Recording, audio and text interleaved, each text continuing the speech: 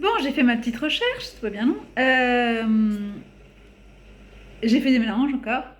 Entre El Shaddai et Yahvé Nissi. C'est Yahvé Nissi ou Jéhovah Nissi. Ou Jéhovah, je sais pas comment on dit. Ça dépend des traductions. Moi, dans les miennes, c'est Yahvé Nissi. Et donc, Nissi, c'est bien la bannière. Donc, et c'est dans le passage de l'Exode 17-15. Combat avec Amalek. Les Amaléites survinrent et combattirent contre Israël à Réphidim. Moïse dit alors à Josué, choisis-toi des hommes et demain sors combattre Amalek. Moi je me tiendrai au sommet de la colline, le bâton de Dieu à la main. Ah, c'est ce passage-là. Josué fit ce que lui avait dit Moïse pour combattre Amalek, et Moïse, Aaron et Our montèrent au sommet de la colline. Je pense qu'on dit Aaron, mais je préfère Aaron. Lorsque Moïse tenait ses mains levées, c'est ça, Israël l'emportait, et quand il les laissait retomber, Amalek l'emportait. Comme les mains de Moïse s'alourdissaient, ils prirent une pierre et la mirent sous lui. Il s'assit dessus, tandis qu'Aaron et Our lui soutenaient les mains, l'un d'un côté, l'autre de l'autre. Ainsi ses mains restèrent-elles fermes jusqu'au coucher du soleil. Josué défie Amalek et son peuple au fil de l'épée. Yahvé dit alors à Moïse, « Écris cela dans un livre pour en garder le souvenir et déclare à Josué que j'effacerai la mémoire d'Amalek de dessous les cieux. » Puis Moïse bâtit une autel qu'il nomma Yahvé Nissi, car dit-il, la bannière de Yahvé en main, Yahvé est en guerre contre Amalek de génération en génération. C'est ce passage-là. Il fallait qu'il garde les mains pour que les Israélites gagnent. Et quand les mains baissaient, c'était le camp adverse qui gagnait.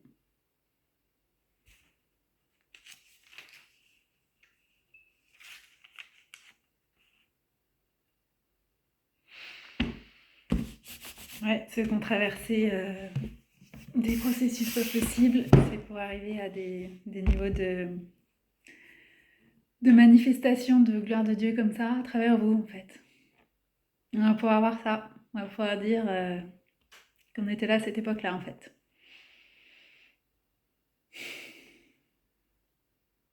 Et on pourra dire comme Jean, si on devait écrire tous les miracles qu'on a vus, il y aurait des livres et des livres. Bon, il a carrément dit, parce que c'était pour le Seigneur, ça ne pourrait pas contenir, tous les livres de la terre ne pourraient pas contenir ce qu'il a fait. Mais voilà. C'est ça qu'on va observer. Grâce à votre obéissance et votre courage et votre détermination à ne pas lâcher, à rester près du Seigneur, et ben voilà. Ça va faire des miracles et ramener beaucoup de gens à lui. Donc il y avait Nissi, votre étendard, notre bannière.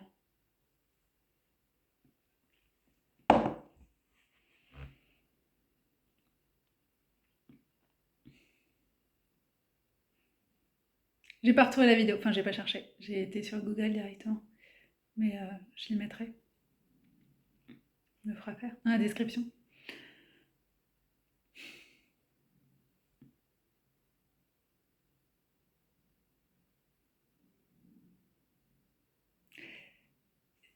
J'ai lu vite fait aussi, comme ça, souvent ça fait ça, quand je tape les recherches, je vois des mots qui apparaissent. Il y a écrit cavalerie, standard. La bannière, c'est entre autres dans les cavaleries.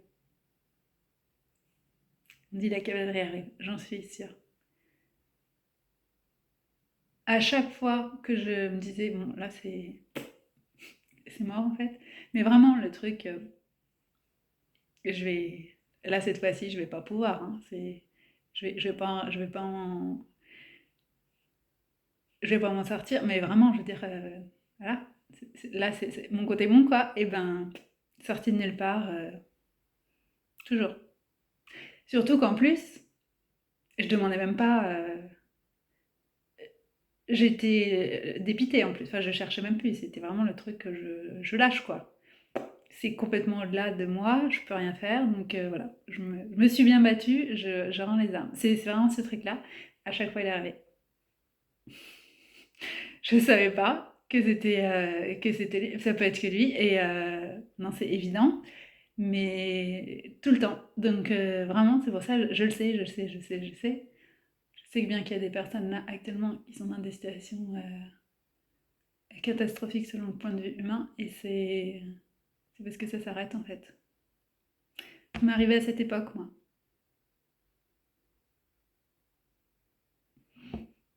Il y a 6 ans, il m'a fait un retournement spectaculaire. Euh, et à d'autres moments, pas forcément à cette époque, mais c'était là, c'était là. Peut-être le 22.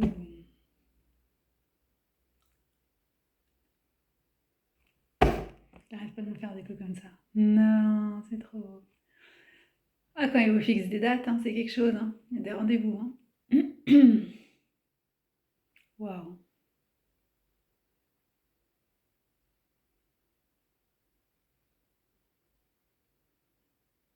Oui, j'ai fait. Je pense que j'en ai parlé dans la première vidéo. Après, j'en ai fait d'autres que j'ai pas mises, mais peut-être que je les mettrai.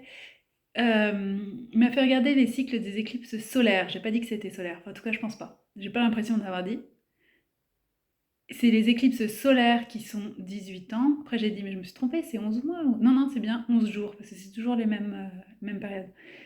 Ça vaut le coup de regarder, hein, si vous, par rapport à votre année de naissance et des moments importants de votre vie. C'est pas pile sur. Il va vous expliquer. Parce que de toute façon, on voit bien, entre le spirituel et le physique, il y a un laps de temps qui est de plus en plus court, hein, mais d'autant plus avant, ça peut être plus long, on peut comprendre. Donc, c'est pas gênant qu'il y ait des mois. Enfin, il va vous expliquer s'il y a des révélations à faire, mais c'est à s'en décrocher la mâchoire. Hein, c'est voilà. Et là, tu te dis, ah bah c'est pour ça que tu es toujours en train de me montrer ces chiffres-là. C'était par rapport parce que les éclipses, elles sont sur des.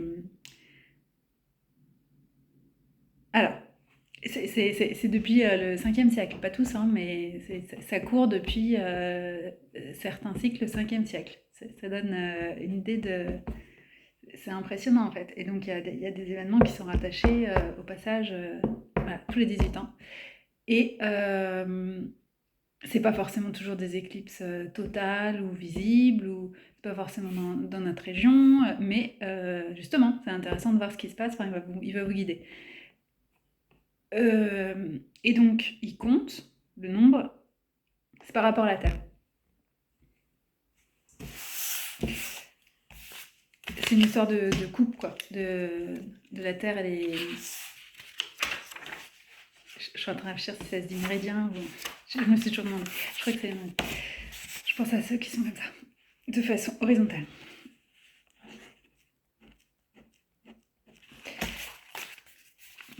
Les grands talents artistiques. Donc, ces histoires-là, c'est découpé. Bah, c'est comme une orange. C'est découpé. C'est des bandes, en fait. Et donc, à chaque passage, c'est décalé, légèrement. Et un ensemble, je sais pas exactement, j'ai pas tout bien, ça s'appelle un saros. Et il y en a plusieurs qui existent conjointement. C'est-à-dire des cycles de 18 ans, il y en a plusieurs en même temps. Par exemple, il y a le Saros 1, bon celui-là il n'existe plus je pense, parce que maintenant on est sur des 120, je veux dire il est déjà passé. Euh, mais par exemple les éclipses Saros 129, je vais prendre mes notes, regarde ce qui est écrit, c'est juste pour pas dire n'importe quoi. Celui-là je l'ai pas écrit, donc on va prendre un autre exemple.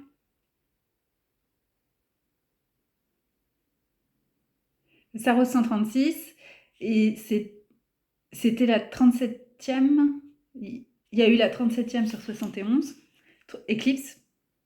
Donc c'est ça, c'est. Ah oui. Euh, il y a un total de. J'ai pas le chiffre exact, mais c'est entre 70 et 80 en tout, éclipse, sur un Saros. Donc c'est un ensemble. Euh, c'est cette notion-là de découper la Terre avec des traits horizontaux, c'est les latitudes. C'est pas les méridiens c'est dans sa page, c'est bien quand même. Bah oui. Je pense au méridien de Greenwich, voilà. Au méridien 0, c'est bien que c'est comme ça. Donc, c'est les latitudes et ça fait des éclipses. Et à chaque passage, ça se décale, ça se décale, ça se décale, ça se décale. Et en tout, il y en a à peu près 80. Et là, par exemple, le Sarro, comme je disais, 136. Il y en a d'autres, hein, il y a du... ça va jusqu'à, je sais pas, 160 ou j'en sais rien combien, mais c'est ce que j'essayais de dire. Chaque année, en fait, il y en a. Mais c'est pas les mêmes. Donc le Sarro 136, le 37e, c'était en 2009. Et le 38e, et ben, ce sera 18 ans après 2009. Voilà. Après, non, parce que j'étais en train de dire, ah, bah, ça a déjà passé 2017. Non, ça fait 8 ans. Tu rajoutes 10. 2027, voilà. Donc apprends à compter. Par exemple, donc pour le Saro 136, ils en sont à l'éclipse 37. Et donc avant ça, vous faites 18 fois 37, ça remonte à un paquet d'années. Je suis pas à fond, hein, niveau... On va faire 20 fois 40, hein. Enfin, bah oui, j'en suis là. Donc, non, je vais peut-être pas le poser. Oui, ça fait 800 ans. Donc 8 siècles. Ah, c'est pour faire travailler, il n'est pas encore de maths, mais 15e siècle. Je sais pas, c'est ça, non? Je sais pas. Peut-être que j'ai oublié une retenue quelque part et que c'est complètement dans les choux, mais bon, c'est pas grave, c'est juste pour donner une idée. Euh, et donc, en gros, vous pouvez regarder tous les 18 ans les cycles, il y a de quoi faire. Je l'ai pas fait, hein, mais il peut vous guider sur des événements particuliers. Enfin, c'est hyper intéressant pour ceux qui ont des manteaux particuliers. Bah, du coup, c'est rattaché, c'est un héritage qui vient de là, en fait. Et rien que le chiffre, là, je parle de la 37e, bah, c'est ce genre de choses, en fait, qui est... Il y en a qui ont 37 ans au moment où il y a la 37e, hein. Il y a des trucs comme ça, c'est assez rigolo.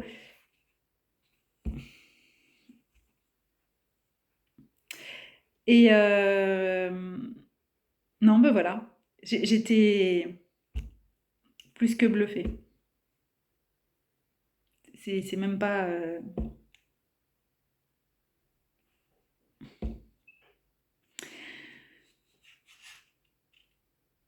Ah voilà, il m'a fait écrire par exemple sur Saro 145, combien d'éclipses? 77, du 4 janvier 1639, ouais, je dois pas être si loin dans mon calcul, au 17 avril 3009,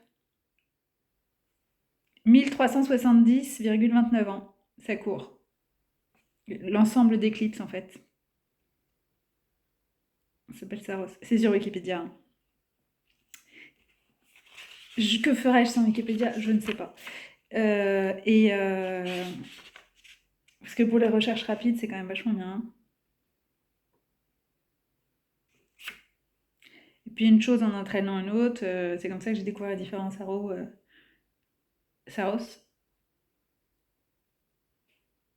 Ouais, période de 223 mois, synodique ou lunaison. Un Saros égale 18 ans, 11 jours et 8 heures. Mais ça, je pense que ça dépend. Le 8 heures, ça dépend des. C'est une moyenne. Parce qu'il y en a une qui en a 77, il y en a qui en ont 71, il y en a qui en ont. Ça dépend en fait. Ils sont pas tous sur le même. Il y en a que j'ai pas écrit. Ouais, donc avec mon 15e siècle, je dois pas être trop mal. À quoi que 21. Puis. Non, il doit y avoir un problème dans mon calcul.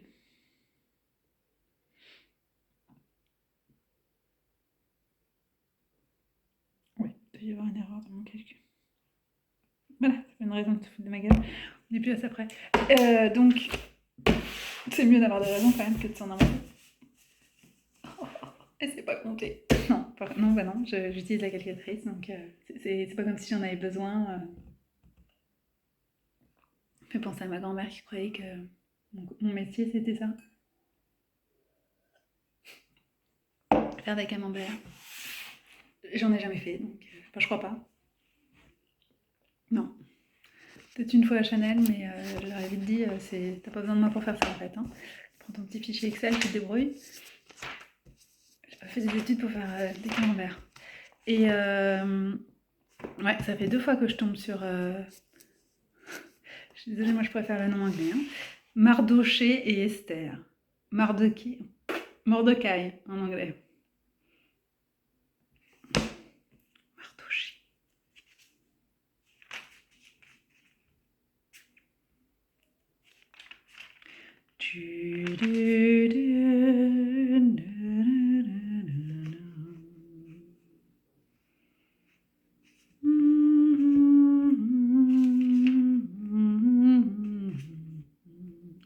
Je viens de lire ce jour-là, Aman sorti,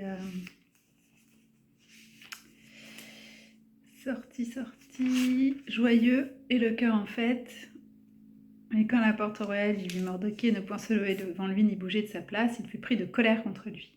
Néanmoins, il se contint. Ouais, on va rayer bien. Ensuite, Aman au banquet d'Esther. Oups! Décret de réhabilitation. Le jeu Mardoché. Et donc,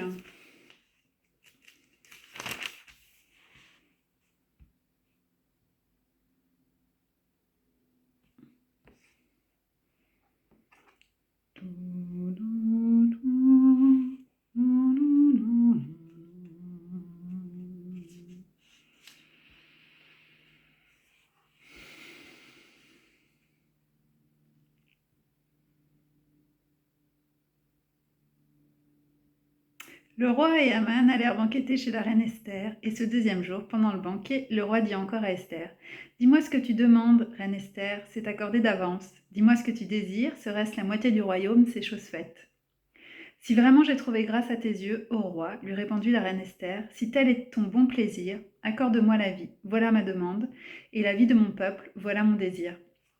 Car nous sommes livrés, mon peuple et moi, à l'extermination, à la tuerie et à l'anéantissement. Si encore nous avions seulement été livrés comme esclaves ou servantes, je me serais tue.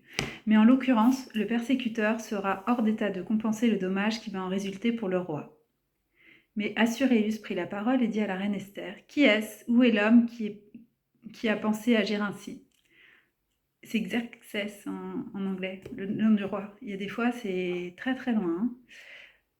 Assuérus. Alors Esther, le persécuteur, Alors Esther, bon, il doit y avoir un dit, c'est pas écrit. Alors Esther, 2 points.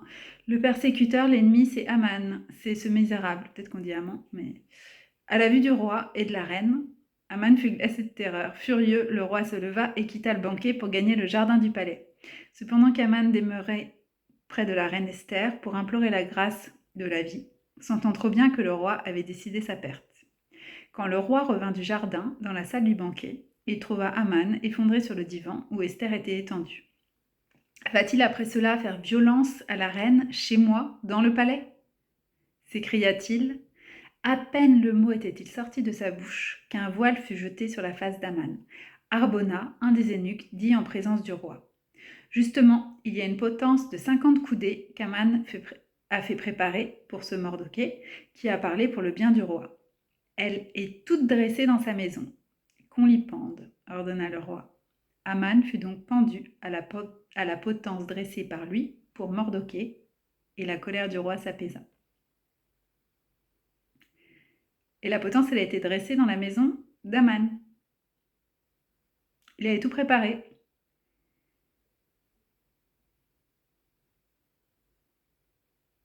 Ce jour même, le roi Assuérus donna à la reine Esther la maison d'Aman, le persécuteur des Juifs, et Mardoché fut présenté au roi, à qui Esther avait révélé ce qu'il était pour elle. Le roi avait repris son anneau à Aman, il l'ôta de son doigt pour le donner à Mardoché, à qui de son côté Esther confia la gestion de la maison d'Aman. Esther alla une seconde fois parler au roi, elle se jeta à ses pieds, elle pleura, elle se le rendit favorable en vue de faire échouer la méchanceté d'Aman l'Agagite. L'Agagite, et le dessein qu'il avait conçu contre les Juifs. Le roi lui tendit son spectre d'or. Esther se releva donc et se tint debout en face de lui. « Si tel est le bon plaisir du roi, lui dit-elle, et si vraiment j'ai trouvé grâce devant lui, si ma demande lui paraît juste, et si je suis moi-même agréable à ses yeux, qu'il veuille révoquer expressément les lettres qu'Aman, fils de Hamdata, l'Agagite, a fait écrire pour perdre les Juifs de toutes les provinces royales. Comment pourrais-je voir mon peuple dans le malheur qui va l'atteindre? Comment pourrais-je être témoin de l'extermination de ma parenté? Le roi Assuérus répondit à la reine Esther et aux Juifs Mardochée, je sais pas comment on dit. En ce qui me concerne, j'ai donné à Esther la maison d'Aman après lui avoir fait pendre pour avoir voulu perdre les Juifs. Après l'avoir fait pendre pour avoir voulu perdre les Juifs. Pour vous, écrivez au sujet des Juifs ce que vous jugerez bon au nom du roi. Scellez ensuite de l'anneau royal, car tout est dit rédigé au nom du roi et scellé par son sceau est irrévocable. Les scribes royaux furent convoqués aussitôt. C'était le 3e mois, qui est Sivan, le 23e jour. Et sur l'ordre de Mordoké, ils écrivèrent aux Juifs, aux satrapes, aux gouverneurs, aux grands officiers des provinces échelonnées de l'Inde à l'Éthiopie, soit 127 provinces, à chaque province selon son écriture, à chaque peuple selon sa langue, et aux Juifs selon leur écriture et leur langue. Ces lettres rédigées au nom du roi Assuréus et scellées de son sceau furent portées par des courriers montés sur des chevaux des haras du roi. Le roi y octroyait aux Juifs, en quelque ville qu'ils fussent, le droit de se rassembler pour mettre leur vie en sûreté, avec permission d'exterminer, d'égorger et détruire tous gens armés des peuples ou des provinces qui voudraient les attaquer, avec leurs femmes et leurs enfants, comme aussi de piller leurs biens. Cela se ferait le même jour dans toutes les provinces du roi Assuréus, le 13e jour du 12e mois qui est Adar.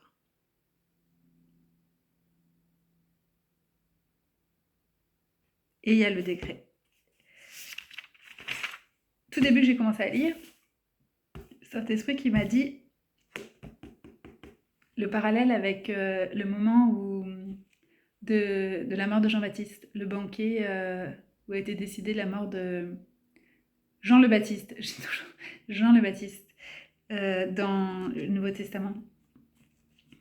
C'est avec Hérode et la femme de son frère, donc Hérode était avec la femme de son frère, et Jean le Baptiste leur disait ça va pas, c'est péché, c'est l'adultère, c'est une abomination de Dieu, repentissez-vous, repentissez-vous. Comme ça leur faisait mal aux oreilles, ils ont dit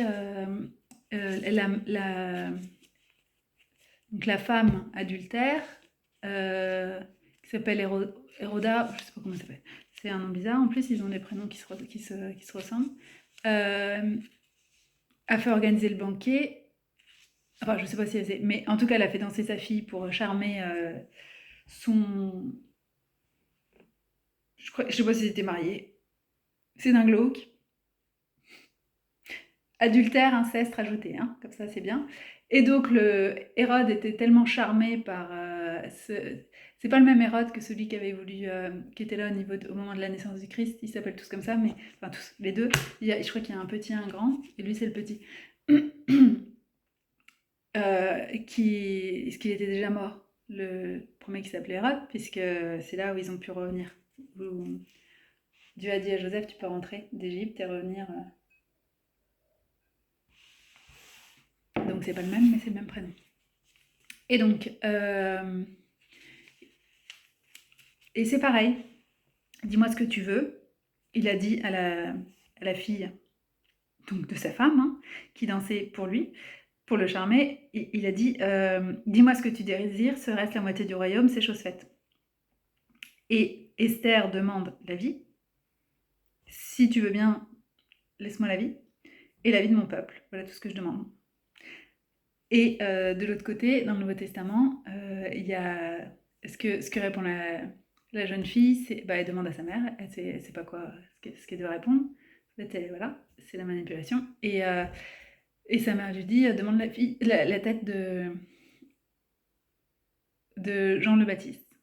Et donc il était en prison, et donc Hérode est obligé de s'exécuter, parce qu'on ne peut pas perdre la face, hein. Donc il l'a dit, donc ça c'est vraiment les trucs d'une débilité, puisque je me suis engagée, je fais des trucs qui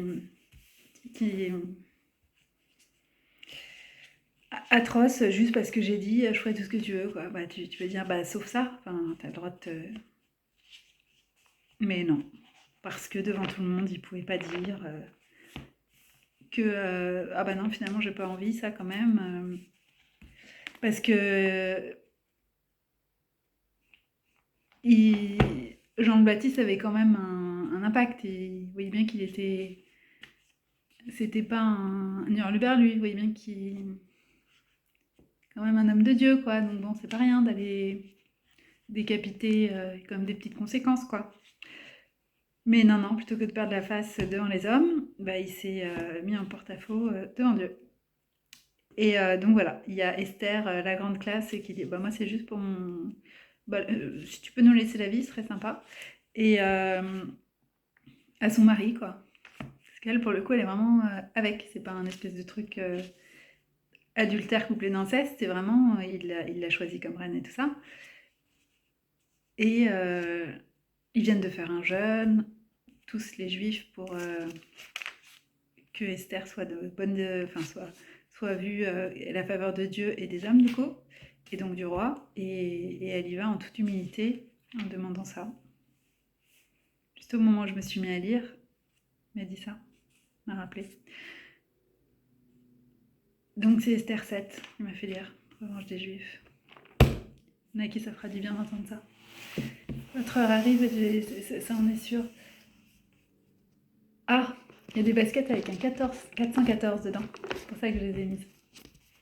For your information. 414, c'est Such a Time as This pour un moment comme maintenant. C'est Esther encore, c'est pour ça. Il y a des Esther en préparation qui ont été préparés, appelés pour un temps comme celui-là. Oui, bien plus qu'Esther, mais c'est pour avoir un archétype, comme dit Bella Vachon. Elle a utilisé ce terme-là, je dis, ah, c'est bien.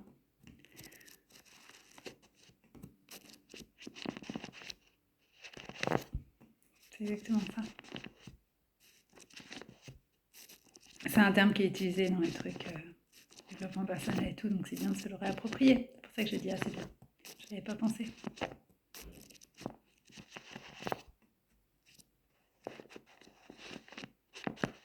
Ça permet de poser les choses, quoi.